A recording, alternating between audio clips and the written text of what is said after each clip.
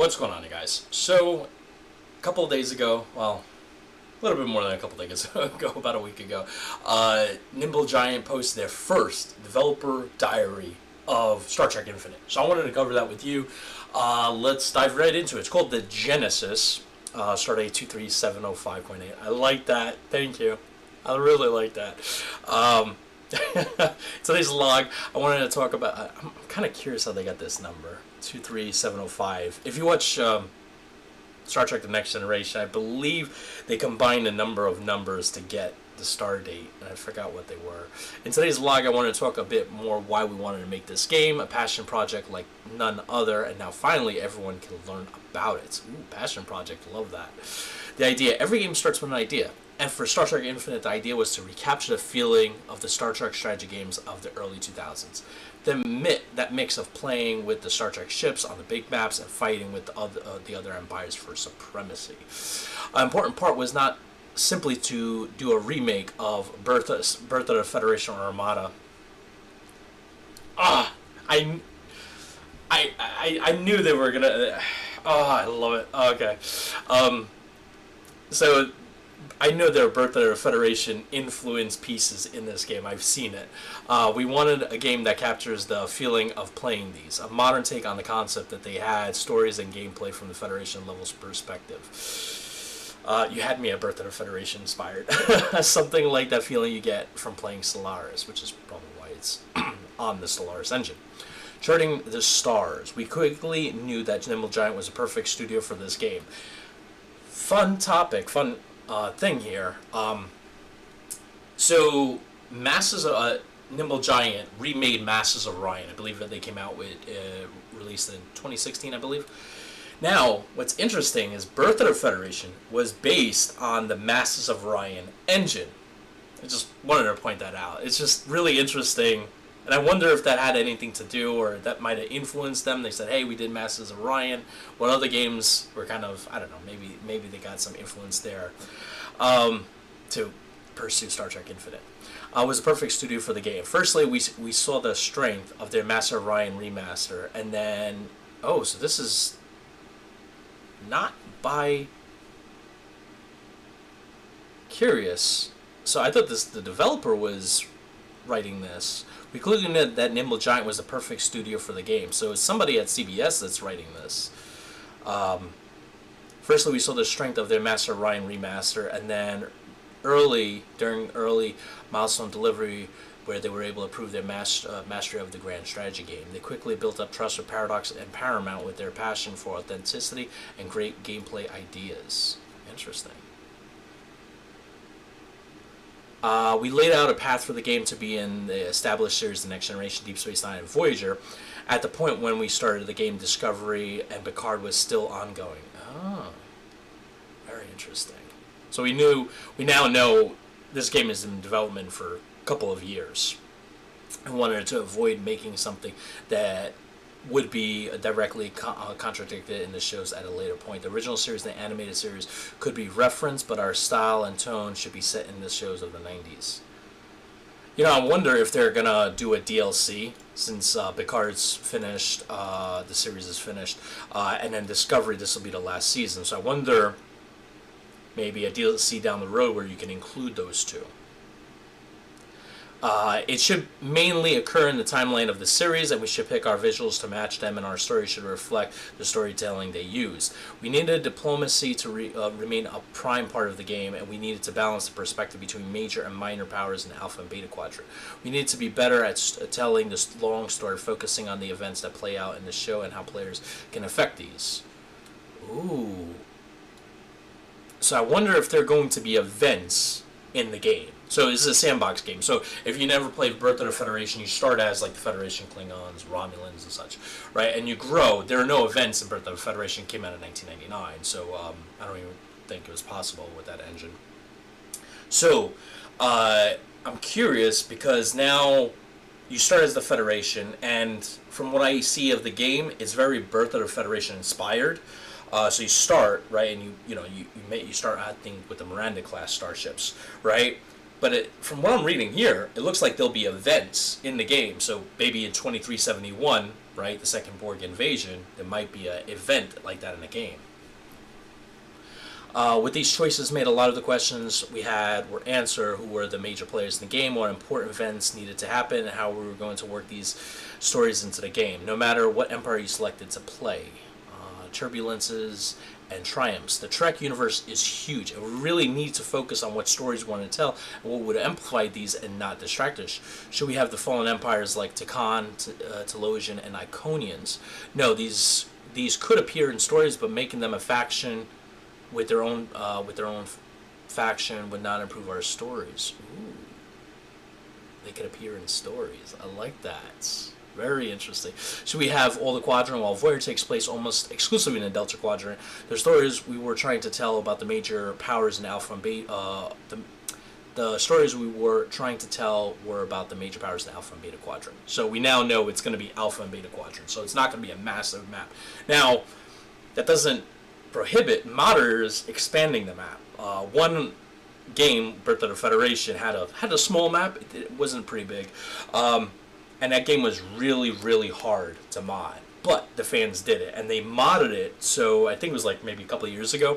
They found a way to expand the map to be huge. So I wonder if I might have a modder in this game that will go in and say, you know what, I want to double the map to include the Gamma and Delta Quadrants. I'm telling you, there's going to be major mods for this game. I can imagine there's going to be so many different mods, including Delta, modders adding Delta Quadrant races, Gamma Quadrant races. It's going to be incredible. Alright. Including Gamma and Delta Quadrant was a distraction from our goal of telling the stories about these four powers. They can influence the stories, and we can have some interaction. Ooh, but play should be focused on the Alpha and Beta Quadrants. Did we pull it off? I believe we did, and we were lucky to get this confirmed when we started doing previews. People seem happy with our vision, and we are looking forward to showing this to more people. In the coming weeks, we will have several more developer logs where we discuss all the aspects of making a game, how we approached new features or reworked old ones, how we're focused on art, and what type of new gameplay we added. I could tell they're really focused because, I love these little art pieces that they have. You can see them sprinkled all throughout the game. Let's see, how we approach new features of rework, how we refocus on R and what type of gameplay we added. The work that has been done by Nimble Giant in this game is amazing, and I am happy to have been able to work with them over these last few years. Okay, wow. So it's, a couple of years it's been in development. We have already started showing a few pieces of gameplay in our trailer that we released last week, here in case you missed it, and some folks in the gaming press had the opportunity to get a hands-on. I wish I could get a hands-on. I tried to reach out to my Paradox contacts, but I from what I was told, is this game is primarily between Nimble Giant, Paramount, or CBS. I was told CBS, but I'm assuming Paramount has some interaction with this. Share our experience and conduct interviews with myself and the team at Nimble Giant. Soon we'll be giving content creators access to the game, so expect more from them in the coming weeks. Hopefully that includes me. That's not all, though. We will be creating more dev diaries over the next couple of weeks in preparation for the launch, so we'd love to hear your thoughts as we publish those. Our Discord server seems... Ooh! I gotta subscribe to that. Has been steadily growing with Star Trek fans since the pre-order announcement, so if you want to come and say hello, I will do. That's where a lot of us will be. I can't wait to see you more. Nlog, PDX. Oh, so this is somebody from Paradox. Must be, right? Paradox... producer for Star Trek Infinite, or maybe that's just... I wonder if this is from somebody from Paradox. I don't know. It'd be interesting because from what from the information I got, I was told that this was primarily in-house, that Nimble Giant was focused on this game on their own, and they were collabing with CBS and Paramount, focusing on the game, and but maybe Paramount has some interaction with this when I was informed, so that's going to be really interesting. I'm sorry, not Paramount, Paradox. Paradox, you all know, I love Paradox games. I play a lot of Solaris. Imperator Rome is one of my favorites. Of course, you got the Hearts of Iron series. But going back to this, I'm very excited. I really love that this game was in development for so long, which was really interesting. I think a couple of years ago, just like 2-3 years ago, I asked one of the heads, I had an interview with a few people from Paradox, and I asked them, what's the possibility of doing a Star Trek strategy game? And I forgot what they said, but they were saying that, it's a possibility. They were probably working on it at the time that I was asking them that question. If you guys want to check out those interviews, type in developer dialogue in your podcast app. It'll pop up in there. Anyway, guys, this is really amazing. And what I love about this is, there's going to be events in this game. There's going to be story, so you can interact with, like, Iconians. Assuming there's going to be some interaction with Voyager.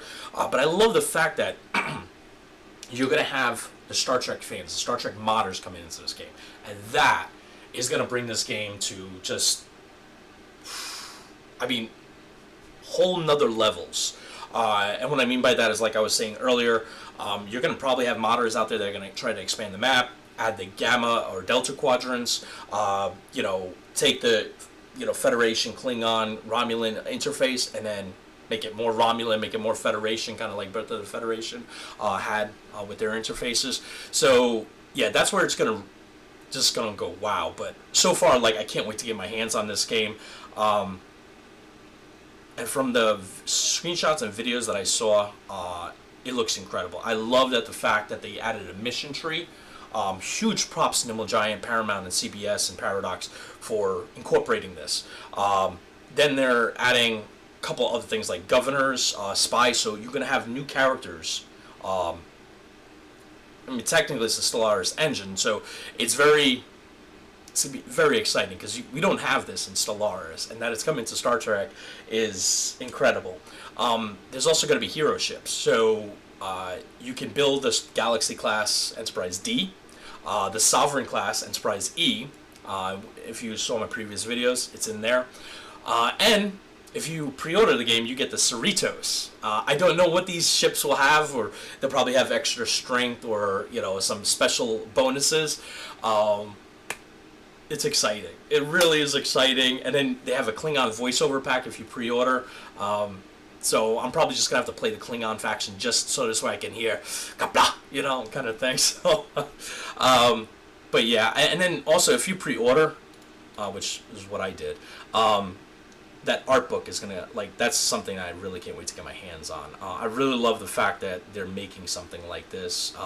The only thing I wish is they would make a physical copy. Like, I would literally legit, I know I'm getting this because I already pre-ordered it, but I would legit pay $40-$50 for this. Like, seriously. Like, CBS, Paramount, Paradox, Nimble Giant, if you're watching this, if you make this like a print, I will buy it. And I'm sure a lot of other people will buy it.